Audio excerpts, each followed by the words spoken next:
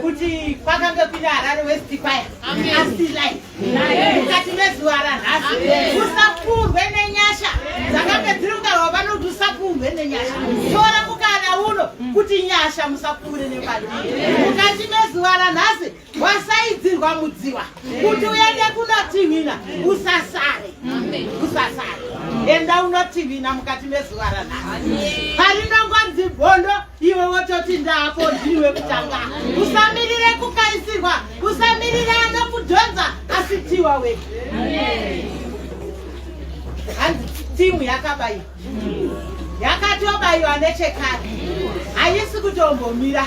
Kana muchinge maenda kuhondo usatangirwe kuridza kuti nemumwe asi iwewe tanga. Ndiri kuti baba Muparinga chagondo mukati mezuva asi ezvinoizvi taakuda kuvakwazisa zvakazara nekuvapa nguva yekuti patava kupinda panapa vapandima havasi kudzokera shure.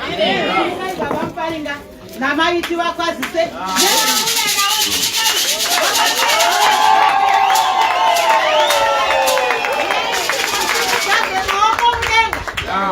tine vanhu vacho vavhaibreta hurumende muriku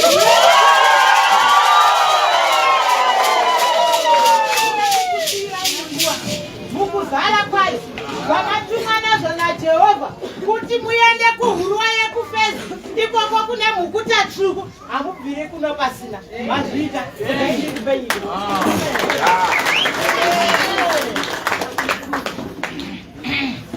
Tenda Mwari zvikuru mangwanani ano ngandikwasikire kerekedzo yaMwari kutara mambo Jesu. Amen. Ngaenderedzewo kwaya mabusa isa pakati pedu uye ndikwanisewo zvakasarudzika mufundisi wedu Reverend Chitengo kutara mambo Jesu. Amen. Totenda Mwari nekuda kwenguva nenyasha dzawo dzatitenda kuti tinge tiri pano tinzwe kutaura kwawo muupenyu hwedu. Ndada ndishumire ndakatsika pathimu yatiinayo kuti Mwari tainzwawo kare vazviitewo mumazuva eno. Timu yakanaka kwazvo yakandidena but handinozwisisa ndechekuti Mwari uyu is the same yesterday, today and forever. So haashanduke ndiye mumwe wazuno nhasi namangwana. So regai ndiverenge scripture ndoda ndiparidze panapa. Matthew chapter 14 from verse 24. But the ship was now in the midst of the sea, tossed with waves, for the wind was contrary. And in the fourth watch of the night, Jesus went out to them walking on the sea. And when the disciples saw him walking on the sea, they were troubled, saying, "It is a ghost." And they cried out for fear. But straightway Jesus spoke unto them, saying, "Be of good cheer, it is I. Do not be afraid."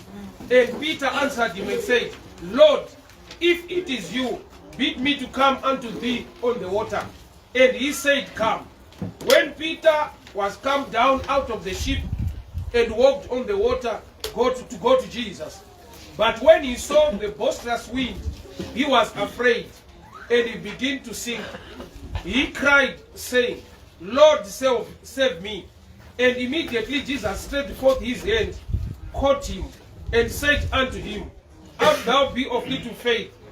Why do you doubt?" And when they come into the ship, the wind ceased. Baba tinokutendai mangwanani ano. Tamira kuti tinokutendai. Taurai muupenyu hwedu. Shoko renyu rititsura nekutidzidzisa uye nekutisimbisa. Muzita raJesu Kristu weNazareta. Amen. Nyandaverenga ine chekuita nemunana wakaitwa naKristu. Asi hauna kutanga nekugamuchirwa. Paaiuya achienda kune vadzidzi vake vari mubhoti, havana kufara. Bible rati vakatya, they were afraid. Vakava nemumwe mufungo. Vamwe vakati ndofunga chipoko. Vakati maybe it's a ghost. Havana kufara, havana kugamuchira. Why? Mavari Jesu vachitanga kusangana naye kuna Luke chapter 4 and 5. Jesu vakakumbira bhoti raPeter akaparidza ari mubhoti. So knowledge yavo, kuziva kwavo kanorondoka vainapo ndekwekuti pamvura Jesu kana achida kuita zvinhu anoshandisa bhoti senhororondo yekare kuti wakaparidza akamira bhoti. So this time bhoti raenda, Jesu ari kutevera achifamba pamusoro pemvura. So nhororondo mavari nyangwe vachimuda, nyangwe vachimunamata, nhororondo iri mavari ruzivo rwavo ndinokungoziva kuti anofamba ari mubhoti kana achida kufamba pamvura. So challenge number 1 inoita kuti vatye. Haisi nyaya yekuti Mwari haasi kuda kuvabatsira. He was coming to them a solution. But solution pane payakaita seproblem. Kwete nekuti problem. asi nekuda kwemaziviro avo. Why? Havana ruzivo kana kutenda kwekuti angatofamba achitsika pamvura. Nekuda kwenhororondo maziviro ekuti paakamboda kuita zvinhu pamvura ane bhoti raakakumbira. So imwe hindrance yekuti Mwari vaite sekunge havasi kuita zvinhu mumazuva edu inyaya yekuti tine zvatakanzwa mumazuva ekare zvatinogona kuti iyi ndiyo benchmark, ndo pavanogumira, hakuna zvimwe zvavangaita mumazuva edu. Statement yekuti Mwari unoshamisa, anoramba achishamisa uye anoshamisa kumunhu wese. Hapana paunosvika palevel yekujaira kana kuziva Mwari kuti anoita zvinhu wogumira apa. Mwari unoita zvitsva nguva dzese. Iye anoti mushoko rake, behold I'll do a new thing. So vanhu ava vane kahistory, vane kanhororondo, ndo kaita kuti varegere kuti better things wedu akuuya zvati they were afraid. Dai vanga vane right knowledge, they were supposed to be happy and celebrate kuti Jesu wava kuuya pakati pedu, tenzi wava kuuya. But tenzi achiuya vakabatwa nekutya, havana kufara. So pane dzimwe nguva dzekutoti Mwari ukada kuita zvinhu pakati pedu vamwe tinogona kusafara. Yeti Mwari iyeyo tinomuda, tine tarisiro yekuti aite zvinhu, but akazviita nenzira yatisina kujaira, munoita division mubhoti. Picture inotaridza kuti Peter bedzi ndiye akava nepfungwa yakasiyana nevamwe, nokuti Peter ndiye akati Ishe kana murimi nditendera iwo ndiuye. Akava nechido nekuda kuexperience zviri kuitwa naJesu. Vamwe vese vari mubhoti vakaramba vari vadzidzi vaJesu, but vasingade izvozvo. So pane pekuti Mwari unoshanda neyandinoti will power, chido. Jesu padziva reBhetsaida akaita mubvunzo unotaridza chido. Akabvunza murume aiva padziva kuti unoda here? Tisati tabvunza kuti pane anokusunda, pane anozokudii, iwewo wacho une chido here? Zvoreva kuti apa Jesu haana kuti vese ari mboti kudai uyai kuno, akashanda neari kuda.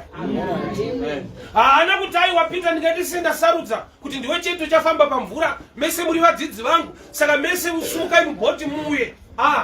Jesu wakashanda nemunhu anoda. So kumwe kuita kwaMwari kunomiswa newill power. Kuti vanhu vanoda here kana kuti havadi zvavo but vanomuda. Iability iri muna Jesu yekufamba pamvura, uye ane nyasha dzekuti kana watenda newo unogona kufamba, but ukasada haakurambe kuti hauna mati. Akatofamba naPeter pamvura, akanojoina vari mubhoti vasingadi mamirako. Zvoreva kuti Jesu anofamba nevanoda minana uye anofamba nevasingade minana. So kushayikwa kwemamirako zvine zvishamiso haisi statement yatingati ava vana Mwari nokuti hakuna minana. Mwari uyu akafamba akaita miracle pamvura naPeter, akanojoina vasingade mamiracles, akanogara mubhoti navo. So kuminana kuna Mwari, kusina minana futi kuna Mwari. But kuna advantage ndekwevanhu vanotenda minana yaJehovha. Why? Nekuti nedzimwe nguva the boat can capsize. Bhoti rikanyura, wakatenda muna Jesu anofamba pamusoro pemvura, une another way to come out. But kana usina kubvira watenda minana yacho, unonyura una Mwari anoita kuti usanyura. So number one challenge inhororondo ihistory, knowledge yavainayo. Munhu unofanirwa kukura pakuziva. Munhu unofanirwa kukura. Growth yemuKristu iri pa-knowledge, pa-information. Tine zvatakaudzwa kunzi hazviite mazuva iwayo zvaiudzirwa zera redu, asi zvinoita. Ina love examples. Amai vangu vaindigara vakandipa warning pandaita O-level ndichita form 4. Vanzi hatidi kamusikana panapa, handidi mwana wanhu anomitiswa, hatidi kamuzukuru pano, hatidi zvakati.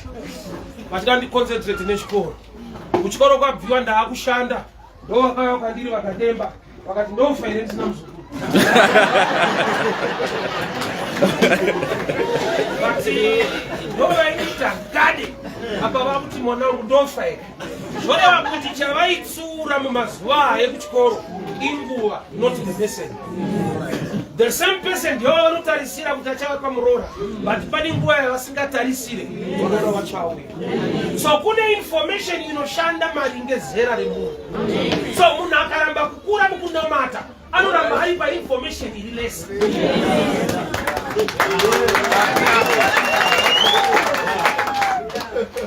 Mark chapter 4 from verse 8. Panotaura the parable of the sower. Mark 4 verse 8 inoti mbeu yakanaka yakaiswa paivhu, imwe ikamera 100%, imwe 60, imwe 30. A good seed, a good soil. But my yields, they were in 3 categories, 3 phases. Yekutanga yakakura ikakohwa at 30, imwe ikakura at 60, imwe at 100. A good seed, a good soil. Zvazvinorongoreva ndezvizvi. Mwari wedu unoita zvinhu maringe the level of knowledge yemunhu akuda zvinhu. Taure chiniki. Bhaibheri rinoti Jesu kuGarirea wakaita minanda mishoma because of their unbelief. Kwete nekuti Jesu anga asingavafariri, kwete kuti Jesu anga asisina simba. Zvinongoreva kuti zvikonzero zviri kudzivisa zvikuru zvaMwari kusatenda kwevanhu vari kuda izvozvo. So kune nyasha zhinji dzaMwari dzinoshanda maringe the capacity, the level of knowledge, the level of belief and understanding iri kumunhu anoda kuitirwa. So ndiMwari unoita zvinhu zvaunonzwa zviyo uchiti ndiMwari iri anoita, but haaite pese pese, anoita paanotendwa nekugamuchira. Saka Jesu une testimony yekuita zvishoma, iye ari muzhinji, chikonzero vanhu vaida kuitirwa kwete iye. So Mwari wedu uyu unoita zvikuru, but dzimwe nguva unoita zvidiki maringe kutendwa nekugamuchirwa kwaari kuita. So panotangira nyaya pakukura kwemunhu pakuziva Mwari uye nekutenda simba rake. Tine vakamuziva Mwari zvekuti vanokuziva kuti ndikafa ndichaenda kudenga, ndo level yainayo.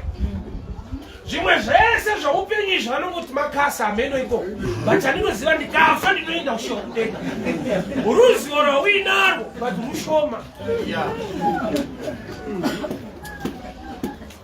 Pane zvakawanda zviri mushoko raMwari zvinoadresa ma-issues e-life today. Nyaya yekunamata haisi yekuti ufe uende, ndeyekutoti wakafirwa kuti urarame uwane maendero. So there is life on the ground yaunofanirwa kunzwisa zvichibva mushoko raMwari.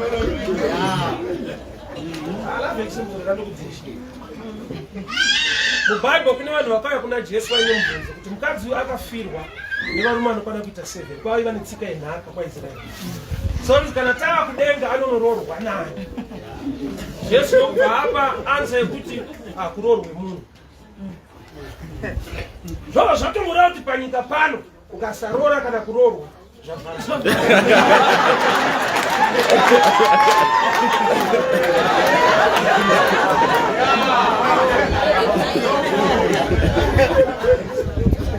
So kune nyaya dzekuti ukashayiwa ruzivo unonzi kuti pane zvichaitwa naMwari tako musoro. Zvacho hazvikwa zvese. Pakudiwa knowledge ruzivo. So Jesu ari kuenda kuvadzidzi vake semhinduro, sesolution, but vanomutaura sekunge idambudziko, chipoko iproblem. Vane dambudziko rekuti kune mhepo bhoti inoda kunyura, wobva waona futi chipoko pamusoro pemhepo irimo. So zvoreva kuti Jesu ari kutofanana nedambudziko ravainavo, but iye ari solution, arikuda kupedza dambudziko ravainavo, but vese havana kuzvigamuchira level yekuziva. I don't blame them much. Why? Jesu paakavatora akataura izwi rekuti I will make you fishers of men. But vari muprocess yemaking, they are growing. Hautange nekuziva, unokura mukuziva. Danger ndeyekuramba kuda kuziva. Danger ndeyekuramba wisdom, ndeyekuramba knowledge. Why? Hautange uchiziva, unokura mukuziva. Iva nepfungwa ino a teachable spirit, mweya wekuda kudzidza. Haungazive Mwari pazvese zvaanoita ukapedza. You learn and understand in levels. Kune mabofu matatu akabatiswa nzou. Nzou yakakura, rimwe bofu rakabata gumbo, rimwe rikabata betsangu, rimwe rikabata nzeve. Nzou ikabviswa zvanzi taurai kuti nzou yakaita sei. Munhu aitaura area yaabata. akabata gumbo akati rinenge duri, akabata trunk akati nzou inenge ichipanda, akabata nzeve akati aiwa rusero. Vese vari right zvavataura zviri panzou, vari wrong havasi kuda kubatanidza pfungwa yemumwe nemumwe. Chechi ine dambudziko rekuti vamwe vakawanirwa nyasha vari outside their church vanoti hasi Mwari wararika izvi kuno. Mwari wedu unogona kutaura nemunhu asingapinde nesu. Okay, John 4:24. Mukadzi weSamaria anoti kuna Jesu, takamirira Mesaya, ende Mesaya achauya. Achitaura naMesaya wacho akauya. Kuti Mesaya achauya. Shungu dzekumirira dziripo, kumuda kuripo, bali kusaziva kwakaputira. Ari kuudza Jesu wacho anova Mesaya, kuti Mesaya achauya. Takatomirira. Ndokukumbirwa mvura naMesaya ndokuramba. Akamirira Mesaya achiima Mesaya.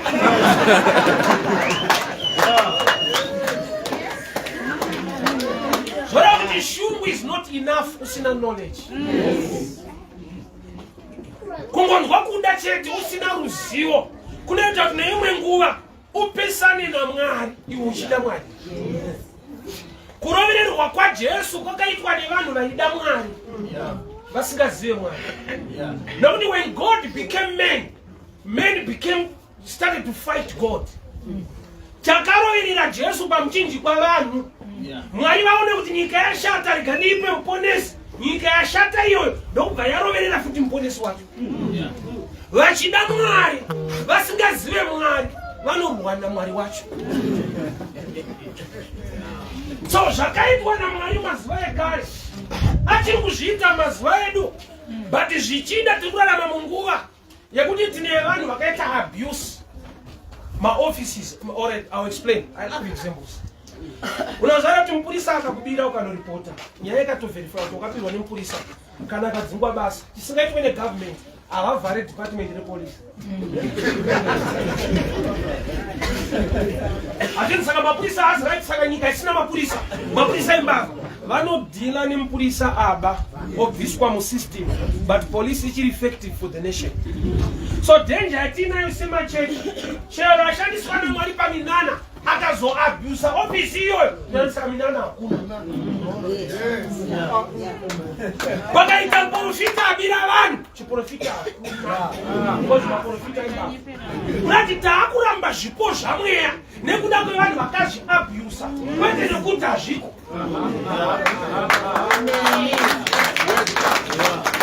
Unoziva munhu kujeri kune munhu akabaya munhu nebanga, ini kumba nemapanga 5. Chinoita ndirigere kusungwa ndinoziva kuti anoshandei, haasi kubaya vanhu ndeyekucheka nyanga. So abuse yeproperty haite kuti ndiivenge kana ndiinayo. So understanding yedu ndaive pakuziva kuti aiwa hongu Mwari unoita zvinhu, but pane nguva yekuti vanhu vamwe vanowanirwa nyasha nezvipo zvamweya kuti vaite basa. Mufunge tiri kurarama munguva yekuti nevafundisi vanototsotsa vanhu. Saka ukasangana nemumwe munhu asinganamati, munhu akakuvadzwa akavharwa napasta. Kozava ndiva vari undedhela zvekuti ukaona atendeuka pane pashanda nyasha.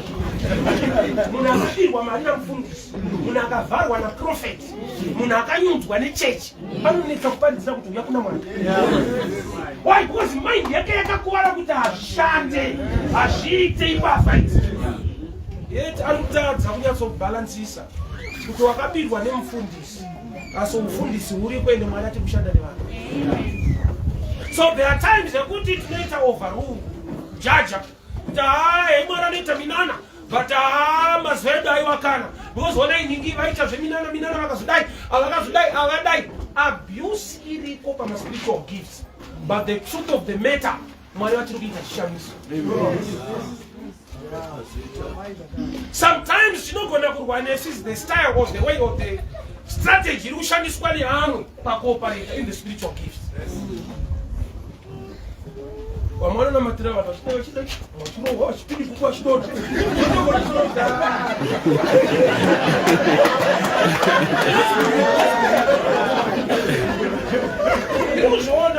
Deliverance ministry is through Zona. So the challenge now, but men and mind, and then make a choice. They will develop a style to do things. Kushumira tunoparidza Jesu mumwe chete, but hatiparidze zvakafanana. Tinoparidza mumwe chete nenzira dzakasiyana. That's style. Gospel harichinje ndi Jesu. Urererwa pamuchinjikwa kufane kumuka kuti munhu aponeswe. The way to present the message is human style. So pamwe pacho we are offended in this style.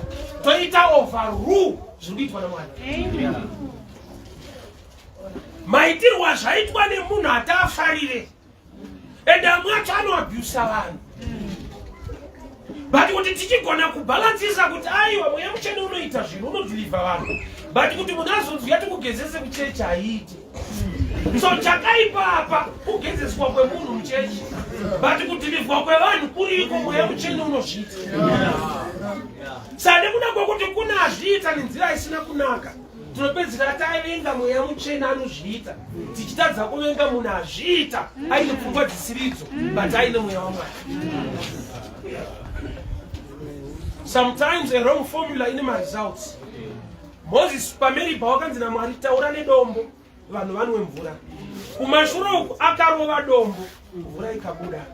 Second time Mwari havana kuti rova, vakati taura nedombo, speak to the rock. Moses by experience ndozakaya kurova ndokunoshanda. Akarova mvura futi ndokubva yabuda. Chaita apa aburitsa good result, vanhu vane nyota vakanwa. But the formula is wrong. Mwari vakati kuti hauchapindi nokuti hauna kunditeerera. That Moses pameripa akawana breakdown, but church ikawana breakthrough. Vanhu zvavo zvakaita zvaprofeti ndo zvakaramba. Why? Nokuti haana kuteerera Mwari zvavataura. But Mwari nekuda kwenyasha netsitsi dzavo havaregere vanhu vachifane nyota nokuti pastor hateereri. There are times that God will do things. But ane tsitsi nemi. Pane pekuti ndinotaura message kuti andinobvera ndaironga ina Mwari vataura izvi. Mwari vakada kutaura kuupenyu hwenyu. As a mouthpiece vanondishandisa. Haisi hauzokonkluda saka uyu ari pamberi akarurama kwazvo. Sometimes Mwari akaona kuti Israel ine nyota. Moses kana akasateerera Mwari une tsitsi nevanhu. Vanhu vanonwa mvura, but Moses anosara akabata shaya kuti akomana akani. Kana kuti maita mufundisi, you are very powerful, deeper.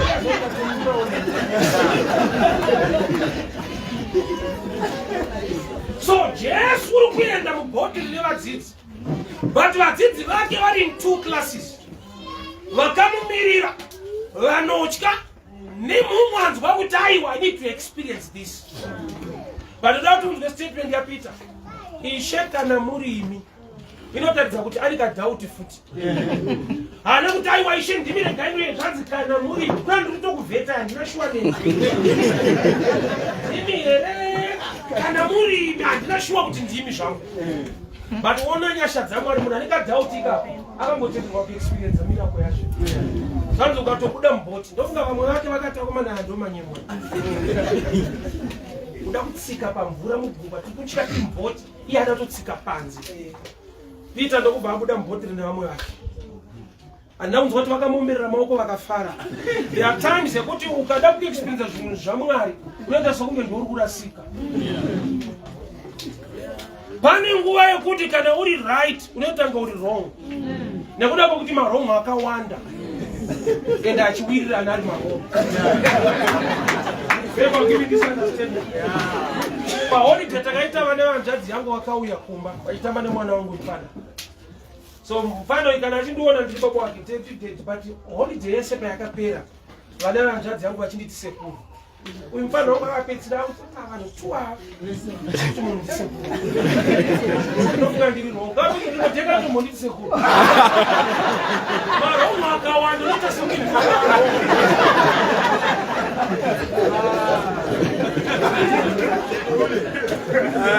akukopa vamwe vake vakamukomberedza.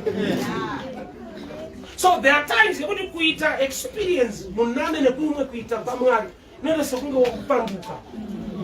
Kubuda mune zvakajairwa nevamwe. Color TV haina kupandukira black and white. Yakangoyo zoudza vanhu kuti aiwa sheti ndered. Yakanje kuti vanhu vanonongera improvement. Kurisana. Vanhu vakajaira zvinhu zvavo kuda zvinyowani kunonetsa. Vanhu vane benchmark malevels. So mukadzi weSamaria kune zvavakatoudzwa kuti maSamaria nevaJudha hadikidzani. Saka Jesu wacho auya ari muJudha. Saka kuti achitenda kuti ndiye Messiah, ivo vakatoudzwa kunzi ava maJudha havasivani. Don't share anything with them. But ane nhororondo, ane mitemo yekwaanobva inomudzivisa kuwana chizango chaasangana nacho. Kune vanhu vasiri kutenda zvinoitwa naMwari.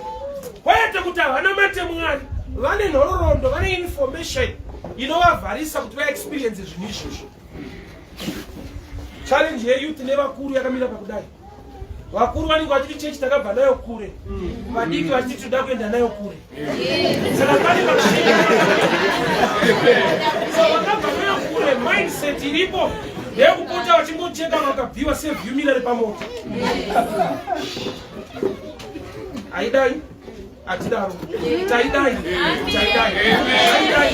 It's good. Zvakanaka kuziva kwatiri kubva. Zvakanaka kuziva kuti tichiri kufamba.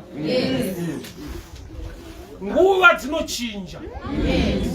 Pane kuadjusta nekuunderstand zvisina usatana. Mwari anoramba ari Mwari. Munhu haarambidzwe kuimprova chinhu, anorambidzwa kurasika.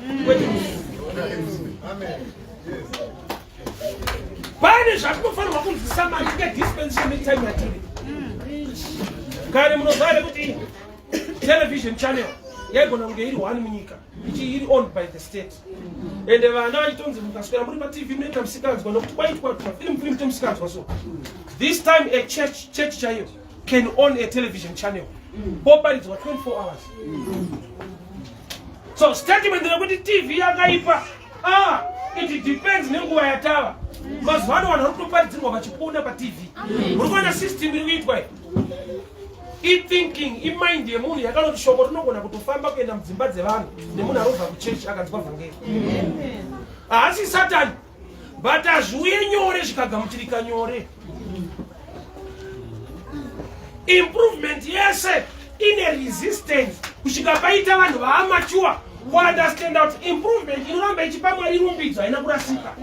Zvakaipa kuregera kunamata nekuremekedza Mwari.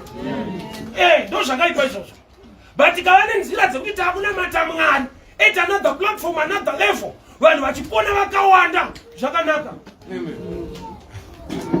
Nhamo yatiinayo kanhororondo kanoda kufaita the new things that God wants to do. Maringe time nenguva dzatiri. Church ndinzwe. Nyika yakamboita inonzi colonization. Varungu vakatidzvanyirira.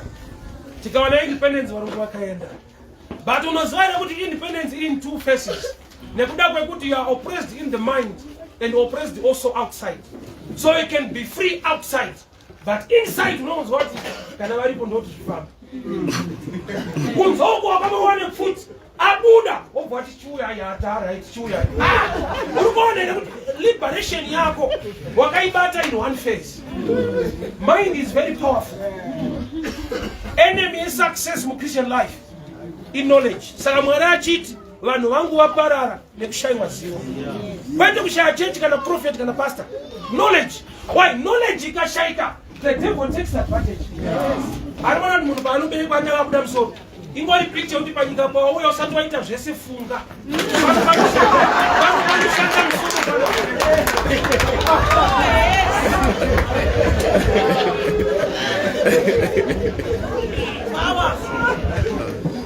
You know, Bible says mind is a gift yakapiwa kuna Mwari.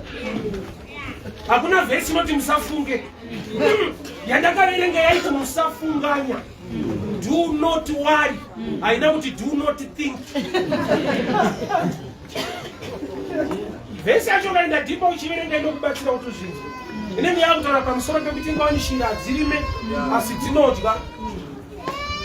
Yeti wewe shoko nokuti I'll bless the work of your hands.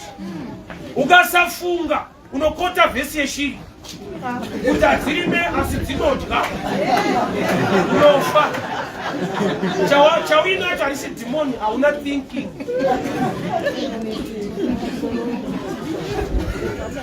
Church ndinzwe. Mwari mabasa ake achiri kutoita. But haite pasiri kugamuchirwa. Ibi munoziva kuti magetsi apisi kana kutonhora. But gadget yaunoconnecta at the end ndio inokupa result yake. Kana paine fridge panototonhora kwandeta maizi. Pakaiswa hita tinotodikitira. But hazvina kuti magetsi ndo zvaari. Anochinjwa nepaasvikira.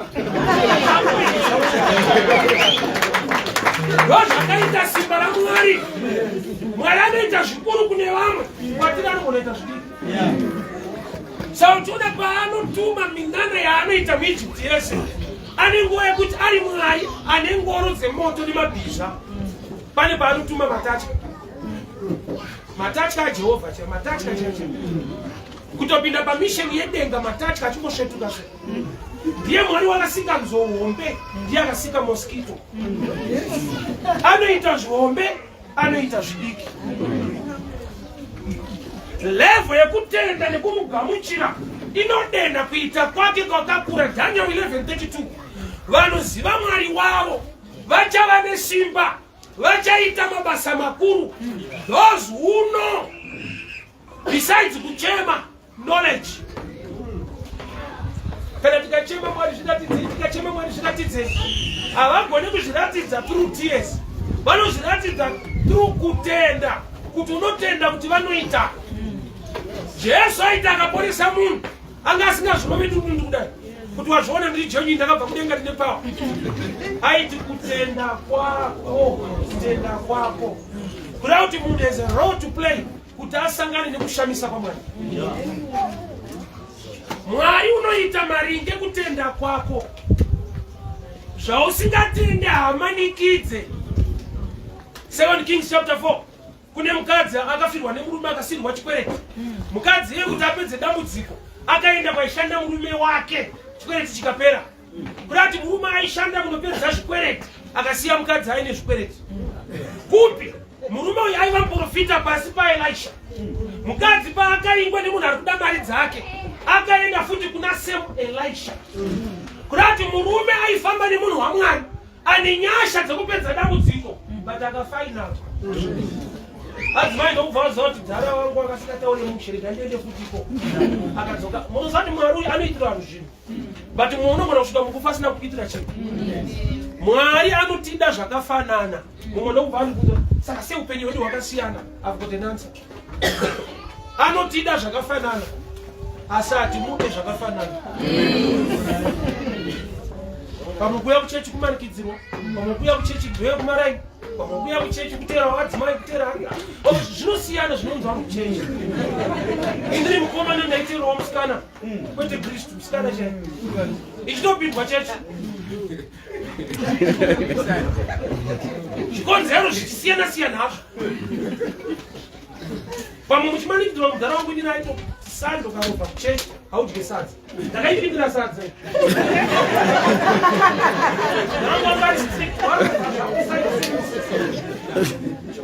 Hauridye. Saka kuti uwane kasadza kako. So zvikonzero zvinotibaipa. So Mwari wacho manje anonzvera moyo. Mwari unoshanda maringe kugamuchira kwaunoita. Ukasagamuchira kufamba naye kunze kwebhoti pamvura, anokujoina mubhoti mo mukatogara pasi. Ukatogara naye kunge asingagoni chinhu. Muchitoenda kwamuri kuenda. But kune mumwe wambo experience zvinhu extraordinary with the same God. So choice ndeyako sedunga munhu sekereke kuti mweya mutsvene itaise kuda kwendi. Manje zvinodiwa namweya mutsvene kuti vaite zvimwe zvacho zvinochallenge zvaunoda nezvaunofunga. Kune masystems atakaronga sevanhu ekuti Mwari akada kuabreka kuti atiitire zvinhu tinozwa sekunge haasiri. Tina Mwari watakaisa mubox, watakaisa mucontainer kuti anodai. aizvasi izvi kuona dai ndiye but kuona zvakuitwa avakomana ichitsotsi hasi Mwari. Munhu anoverenga minano yese iri mubhaibheri apedza kuiverenga Mwari akada kuiita anonzwa sokunge asiri. Kune nyaya dziri mubhaibheri dzatinotoda kudzigumire mubhaibheri maringe level yekuziva kwedu nekutenda. Kune nyaya dziri sensitive mubhaibheri. Mukadzi wemuShunami akunzwa nyaya 2 Kings chapter 4. Vaine makore vasina mwana nemurume wacho. Vakaona Elisha munhu wamwari achipfuura achienda kuShunami. Mukadzi akaudza murume ngati vagere mufundisa imba vakota vachiti vakadya vaenda kuchechi. Zvikaitika saizvozvo Elisha akagara pamba ipapo. Hapana kuita nguva adzimai ndokubva vava nemwana. Vachigara nemumwe mudhara vainzi ari mazuva edu ndiye tina chimugambe kanyezi.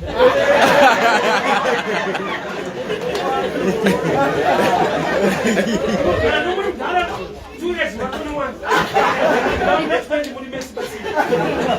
Endara adzimai vakakupa idea iyo.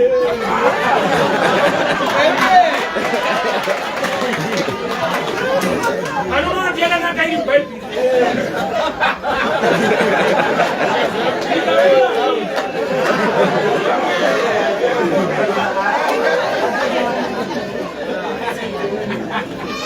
Zvareva kuti ishoko ratinotenda. But there are things we need to grow kuti tigone kuzvirarama. It's not easy. Hazvina kupfa, hazvina kuchipa sekudaro. Une vanhu vanogona kukupa advice kuti wakakwana here. Adzimai kwati mugare nemumwe mudhara wekupi. You cannot share with others. But ndiMwari unoita zvinhu nenzira dzakasiyana. Abrahamu waitoziva kuti Mwari wakatipa mwana Isaac. Asi Mwari paati ndana Isaac kugomo. Adzimai vangu havauti kwechokwadi. Vakangonzi tiri kuenda nemwana after 3 days tiri kudzoka. Abrahamu anobuda pachena kuti Mwari vati ndiende mwana kugomo ndicheke. Ndopa aiudzwa 9 months nelabor aitsanangurirwa musoro. Varume munongotora chinamato padenga mada kuita sei. But akaziva level yemumwari so mukunamata chandakanzwisisa hatifanani. We are different levels. So wisdom ndo inozodiwa now. Kuadresa vanhu vane kuziva kwakasiyana vanoda uchenjeri hwakanyanya. Nokuti ukataura zvinogamuchirwa necertain group at a certain level vamwe vanoresista. Kune vasingagamuchire zvokwadi nekuda kwezera ravo kwete nekuda kuti vane nhamo. Tiri kuprimary 1 minus 5 kungosumudza ruoko it can't. Maoko otorohwa. Makusecondary it can. Unotorohwa ndiwo kati it can't. Saka zvavo vaiumbirirwa maoko kune imwe level itype vanhu vangoinawo. Mese mukaimprova mukakura zvino zvimwe zvatairamba zvinoita. But so there's time yekuti resistance irimo haive kuti avo mwana havadi zvishamiso zvaMwari. Inyaya yekuti vari mutsika nedzimwe pfungwa dzasati dzavari mukaka haisi poison. But mwana anofanirwa kurumwa. Mukaka breastfeeding haisi poison. Kuramba uchiumwa hakusiraita. Pane time yaunofanirwa kuomerwa mwoyo kuzora nyatso dzimhiripiri. Kamwana kakaruma nzota hasa mai vangu wake Satani.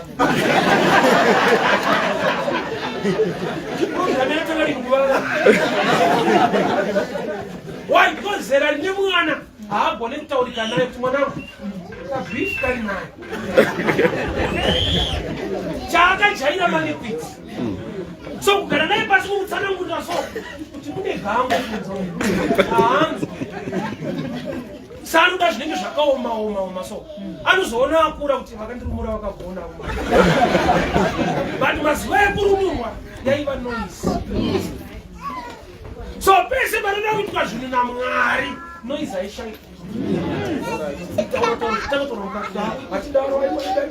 Vatanga uya kuita zvinhu zvavo minopa vakazvitora minopa vari kukopa kunzewo.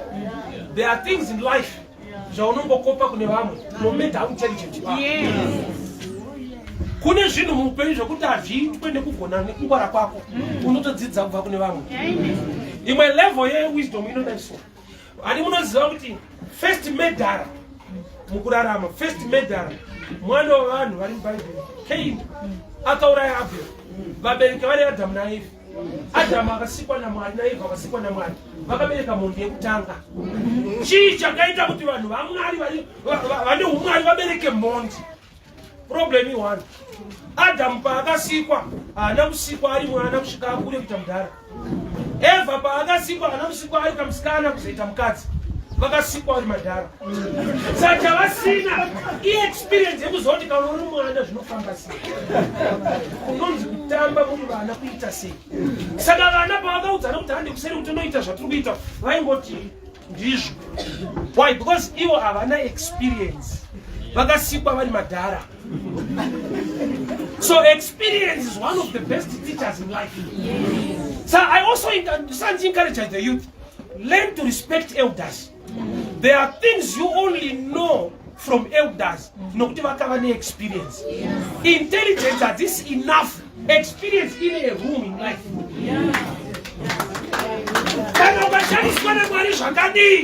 Respect elders.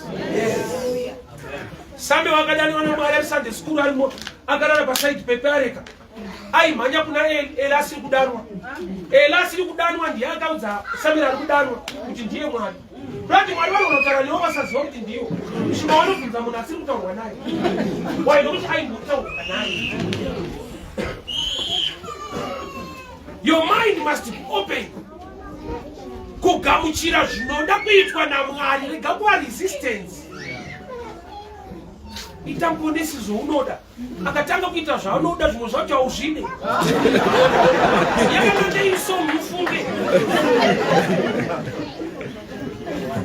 Zvanu muponesi akada kupedza nhamo yako. Anongoisa basiketa. Oti yaubvise iyo ndoshoma yasaka. Muponesi akuita zvaanoda. Akutorera vanhu mari. Uye ungoti hasi muponesi kukunda.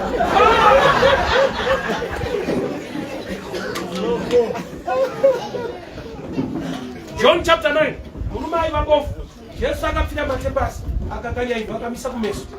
Imi munoziva kuti mavhu ari sensitive kuziso. But muponesi kana akuita zvaanoda. Kamupata mubira jechi. Ndandobvisi mubira jechi.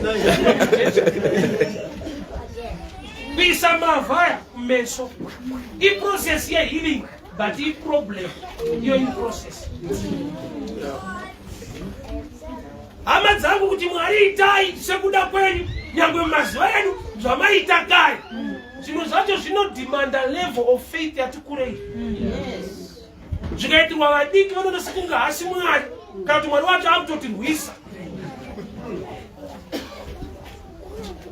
Bozobva kunyika nyika yakaoma uri kubirwa zvinasikuita mushi vari kutambira ishoma wouya kuchechi toti shoma iyo churu. Inotono chechi nenyika zvakufanana. Tinhati kutora kuti mushaka.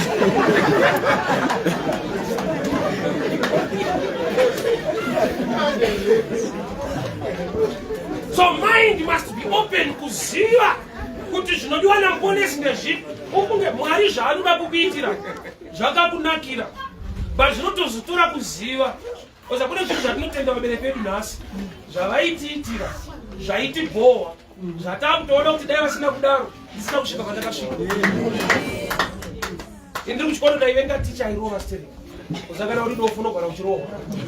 Saka zvatakaita handina kuimprova kuverenga. Ndakatsvaga zvimashoti zvejini ndaipfeka 3 ndakarunga defense kwete improvement. Saka itopedza kurova pina mukasi kuti havandigona. Vanhu vafurira nhamo inokugona. Ende nhamo ina basa nemashoti ejini kuti mangani. Inokurova uye kana 8. Saka unosvika pakudemba tichairova ngani. Aida kuti ramangwana rinake. Asingarove ari wrong. Ari kuti handikurove future ichakurova. Future irove uri one. Pawakaramba kurova uri one kuchikoro, muupenyu murohwa iwe wadzimai wako nevana vako murohwa mese. Ngodai vana vaibvunza vaiona kubvunza mudhara hamusiri mukuti rovesa.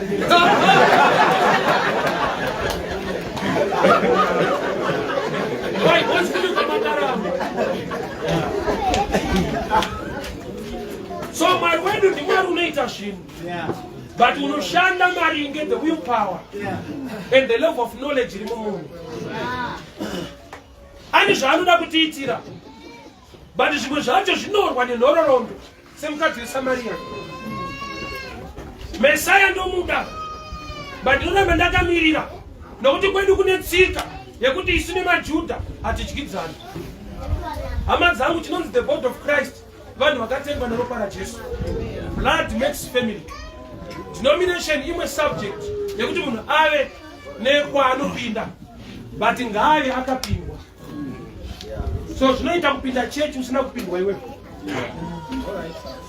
Unoziva kuti Mwari apinde chechi? Rega ndikubatsire. Unoti kudi miviri yedu itemberi yaJehovha. Mwari anopinda isusu. Isusu topinda dzedu.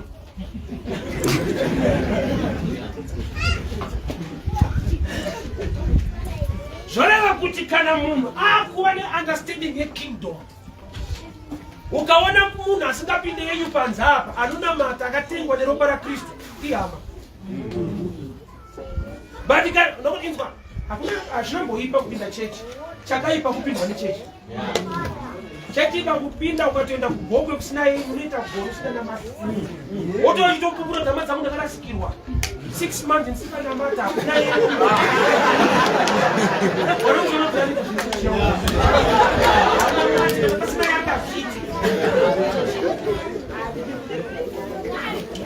It's time to grow. Why? Nokuti kune chinhu chinogona kuitwa naMwari panze chaanoda kuti tikadzidza tikati appreciate aite pakati pedu. Mwana maturamo kuita anoitwa nechechi yakati. When you are led by the Spirit of God, kana panze apa pane mumwe futa nemweya waMwari munofanana. Pane nguva yekuti zviri kuitwa naMwari panze apa vanhu vanogona kufunga kuti pamba takaenda kunokopa. Mweya waMwari hausi mweya wenyonganiso. Vana vaMwari vanoita zvinhu zvinoitwa naMwari wavo nababa wavo. Vanofanana, we are family. So imwe danger yataita ndeyekuti namwe Mwari chinoti aite minana. Nyangwe akada kushanda nemumwe wedu pakati pedu tinogona kuona sekunga akukopa zvinoitwa kumwe. Mwari anoporesa kune imwe chechi anogona kuporesa kuti muno. But inyaya yekuti tinoda kuti aiwa kune kwamazvitora hatione denga tiona kusite kune kwamaona. Chechi ndinzwe ukachinja bhawa usina mari haudhakwe. The best thing to do kunamata Mwari mumwendi muzvokwadi uri muno.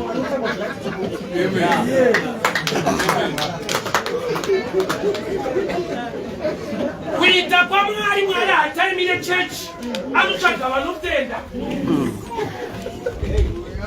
Tanofika chechi yedu haina power, hakuna chechi ine power. There is power in the name of Jesus. Watopedza. So kana ari yeJesu atorumidza muno tichangoona simba rake. Yes. Namo neka resistant mubhoti mamo neka division. Akana kuoneka hapo but nokasensa kuti Peter achingoti gumbo panze ta. Anonzi varume tinoona mata edu but vamanyemo anozinyanya. Kubvari nchito zvaunoda kuita. Yetu chinhu chese chine first time. But the first time yese chinhu inofesa resistance.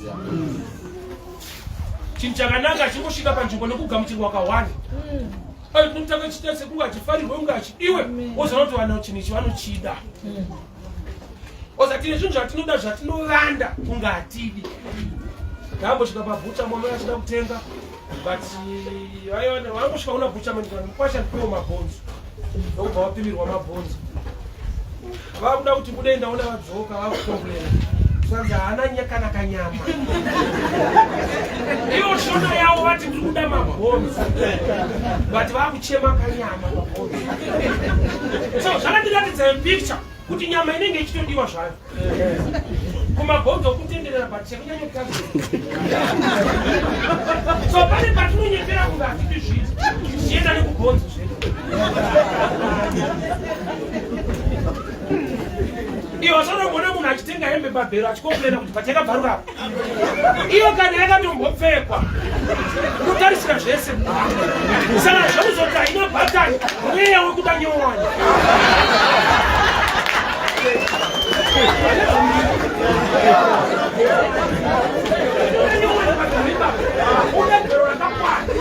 usina kushota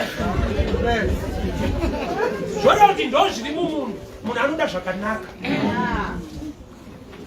but pane nguva yekuti wakaipa unokurwisa kusvika unomugamuchira unongoti so long life chikuru kufema but mafemero kufemereka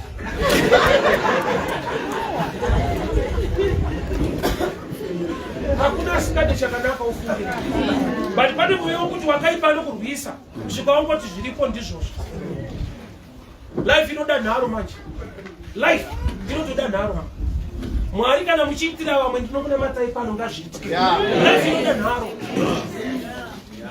ani vanoti munhu apa anoberekwa akapfumbata chipo chake i one side the other side zvazvinongoreva paunoburula wakapfumbata zvinoreva kuti panyika pauya pane fight nharo dzengazi wotosimba pane nyaya panapa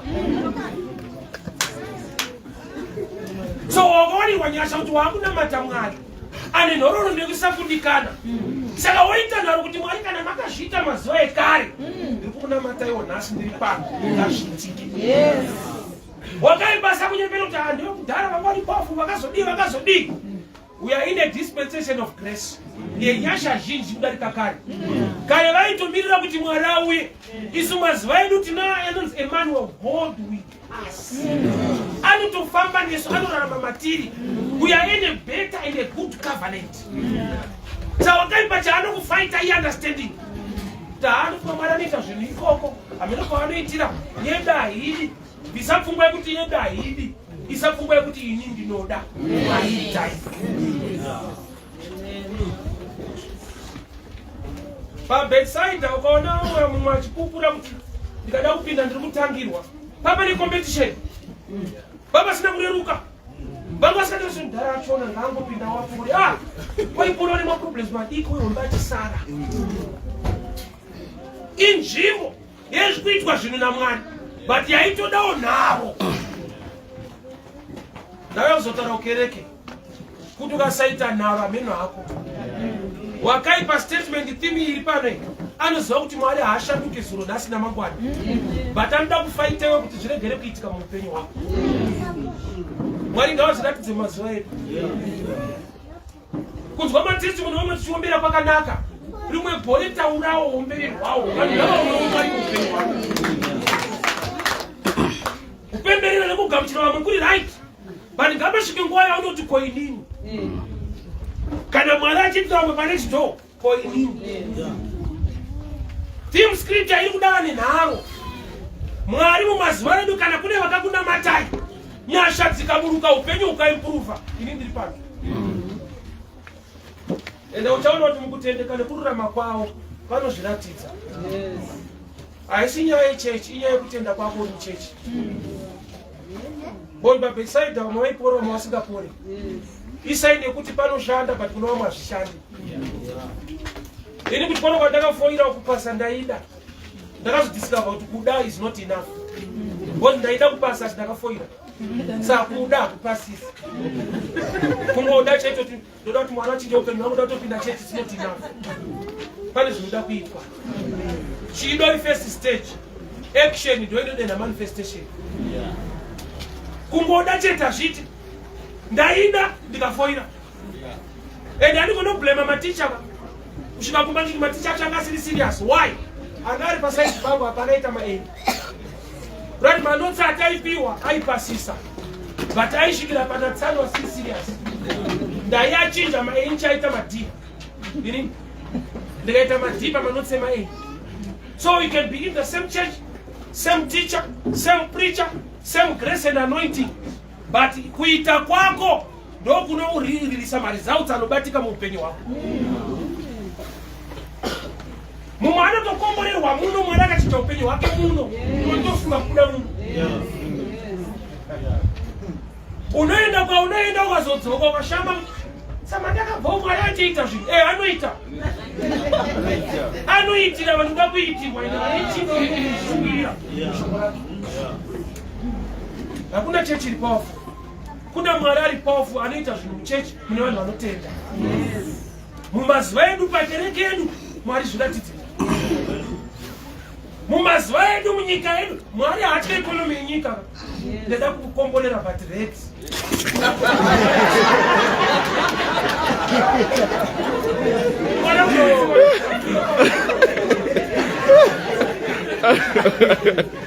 God is more than any economy of the world. Muna mate uone. Airoba fadza vanhu vaigara murenje mugwenga vachidya nyama mugwenga kusina bucha. Iyo bucha itoripo pasera. Aipa vanhu nyama mugwenga. So ane rorondo yekuita zvishamiso yaanogona kuita futi nhasi. Usabviswe kutenda nemamiriro ezvinhu. Cheka mamiriro ako muna Mwari anogona kuchinja zvinhu. Munguva ino vanhu vari kutokomborerwa ufundi. Anozati muupenyu pano unoti zvinhu zvakaoma unenge uchinyepa. Unofanira kuti zvinhu zvakandoomera. Because life at every level haiomere munhu wese. It's unfortunate kuti chokwadi chinotirwadzira. Proof ukaenda mubucha unosvika muine mazondo isaini yekuti mombe yacho yanga iriko. Kwete last year this week kune vakatakura miri wese kwakupa tsoka. Ukamona paine nzondo rahuku yacho yanga iriko. Kwete last year mukore uno ndo zvazviri mulife. Ukati wakomana wacho hasi kuroora ukatendera dai watendera nezuro uone mota dzine zvimabharuni so kwaitoona kuchata munhu mukore uno. Saka ukati zvakaoma uri kunyepa ichi ndakaomera. Why? Because ukadaro zvinokudenha improvement. Hazvina kuomera munhu wese. Paunochema dai zvaita mushe Omari unoti Mwari rabai makatsika ipapo pakati nakachesha. Life is stubborn zvekudaro ufunge. Nyaya ndeyekunamata Mwari. Woti Mwari mumhuri yangu zviratidze. Nhororo ndeyese yatanzwa mushoko. You can do it. Anozviita Mwari uyu. Ndokuda Mwari yakwara. But let me just give you my testimony garangu pasi. One day somebody called me. I'm a street preacher. That man knows. I met him in the bank. I saw you preaching. No. And I want to give you a stand to borrow your coin. Just like that. I've been a church people. He's a 70-day Adventist. I don't do that. Church did that. My church, but when I didn't want to sell for the guy, so the entry must stand to crow you. I want you to get one. Just like that. Mukore wakuti retu garimba kwariri. Unozondo waibata waiunganidza washanda nesimba wazotenga stand pane nyaya. But he's still doing it. Mwari chete kwete kuti kungwara nekurongeka nekudii. There are many preachers in this country. But there is favor. Inogona kukuwana mukore wakaoma kudai. Kuti ndozoyapa nodhasi invitation takatosangana kubenki nemuruwa. Just raise your hands. Mozi yare. Takasangana kubenki ikoko. Kwatainoita mamapepasi. Mazuva akaoma kudai. Mwari anogona kuzviratidza. Ina ambira ndamborota ndichandoenda kuside. Ndokunogara vamwe koko.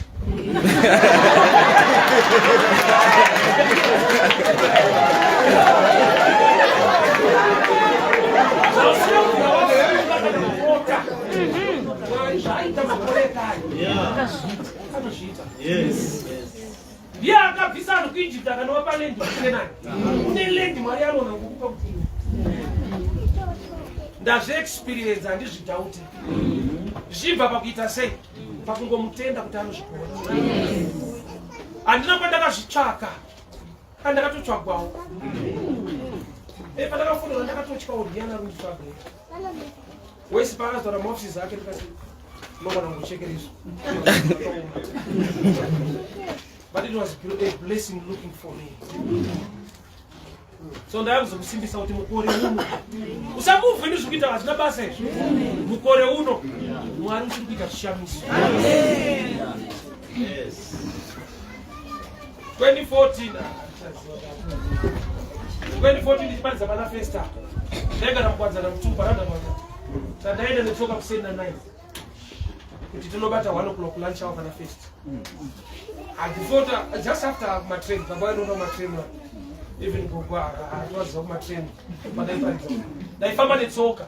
One day after preaching ndemuru makanzanzi what is mukufamba sei kuti chora kuti ndinozogera netsoka asiyai ndikaenda nepakopa akabhana ndikaga kombi nodai ndikadzayi wamadi ndinokutengera nota mende nemota just like that ndikafunda munhu ari kuseka because mota inoda kuronga kutomunikaiwa chirega kuenda kurengi handi epakase uri pasi kutengere mota weina vandatongofamba kuenda ipapo kusvika kuita mufenzi kasarudza mudadii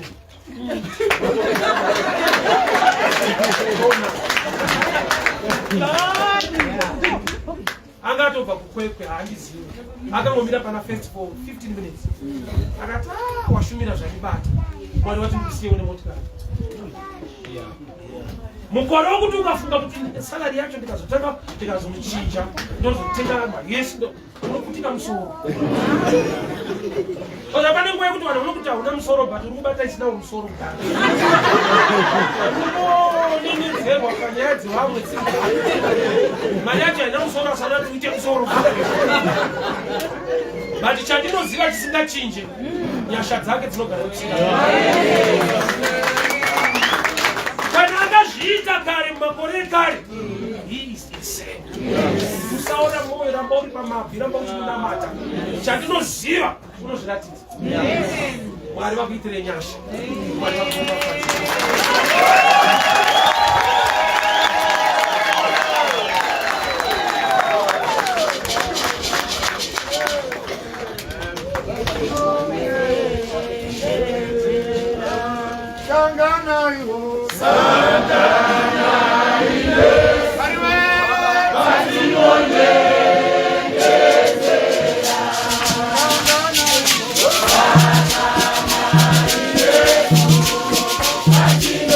Yeah.